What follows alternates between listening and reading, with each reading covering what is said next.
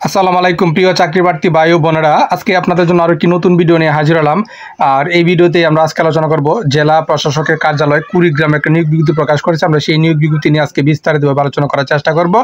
তো আপনারা ধৈর্য সহকারে সম্পূর্ণ ভিডিওটা দেখলে আশা করি অবশ্যই উপকৃত হবেন।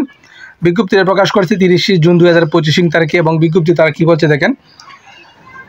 জেলা প্রশাসকের কার্যালয়ে কুড়িগ্রাম এর আদর্শ প্রশাসনের অধীনস্থ অবশ্যই নিম্নবর্ণিত শূন্য পদসমূহে অস্থায়ী ভিত্তিতে নিয়োগের জন্য কুড়িগ্রাম জেলা স্থায়ী বাসিন্দাদের নিকট হইতে নিম্নলিখিত শর্তে জনপ্রশাসন মন্ত্রণালয় কর্তৃক প্রবর্তিত চাকরির আবেদন ফর্মে তারা দরখাস্ত আহ্বান করতেছে।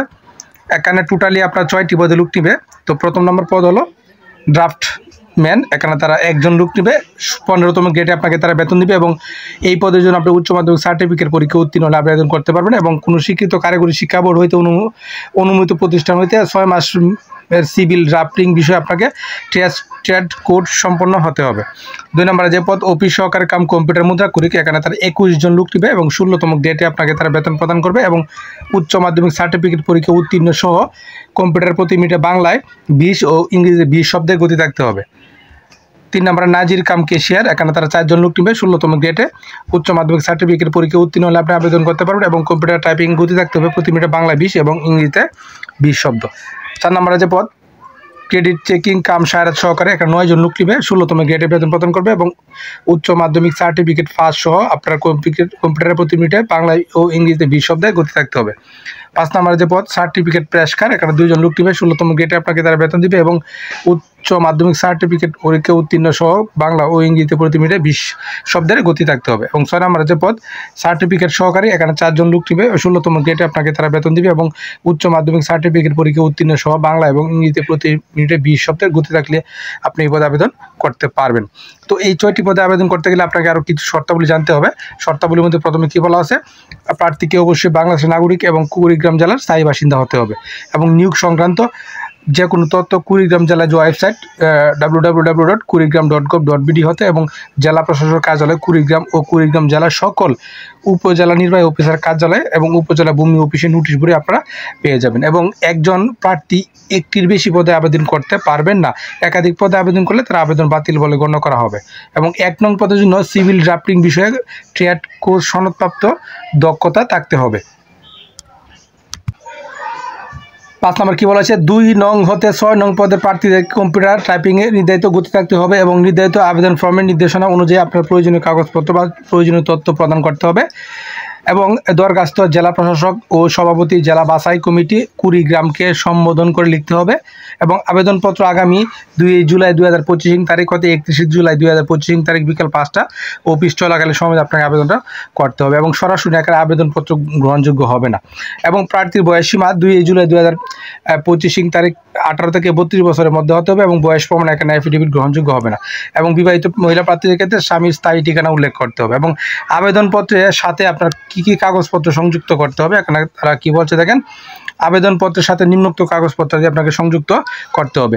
আবেদনপত্রের নির্ধারিত স্থানের প্রথম শ্রেণী গেজেটের কর্মকর্তা কর্তৃক সত্যায়িত সদ্য তোলা 3 কপি 5x5 সেন্টিমিটার আগে ছবি, পরীক্ষার ফি বাবদ অফেরযোগ্য জেলা প্রশাসক কুড়িগ্রাম এর অনুকূলে সোনালী ব্যাংকের যে কোনো শাখায় এবং হিসাব নম্বর হলো, এই হিসাব নম্বর দেওয়া আছে, এই হিসাব নম্বরে কোডে ট্রেজারি চালানের মাধ্যমে আপনার 100 টাকা জমা দিয়ে চালানের মূল কপি আপনার আবেদনপত্রের সাথে সংযুক্ত করবেন। এবং তবে সকল পদের ক্ষেত্রে শারীরিক প্রতিবন্ধী ক্ষুদ্র নিগোষ্ঠী এবং তৃতীয় লিঙ্গ প্রার্থী যারা আছে তাদের ক্ষেত্রে ট্রেজারি চালান 50 টাকা শুধু তাদের ক্ষেত্রে প্রযোজ্য।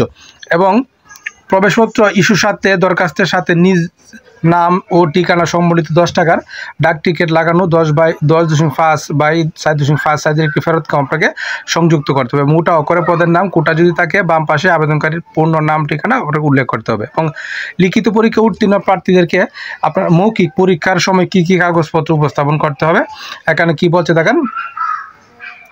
লিখিত ব্যবহারিক পরীক্ষা উত্তীর্ণ প্রার্থীরা মৌখিক পরীক্ষার সময় নিম্নবর্ণিত কাগজপত্র দিয়ে আপনার উপস্থাপন করবে।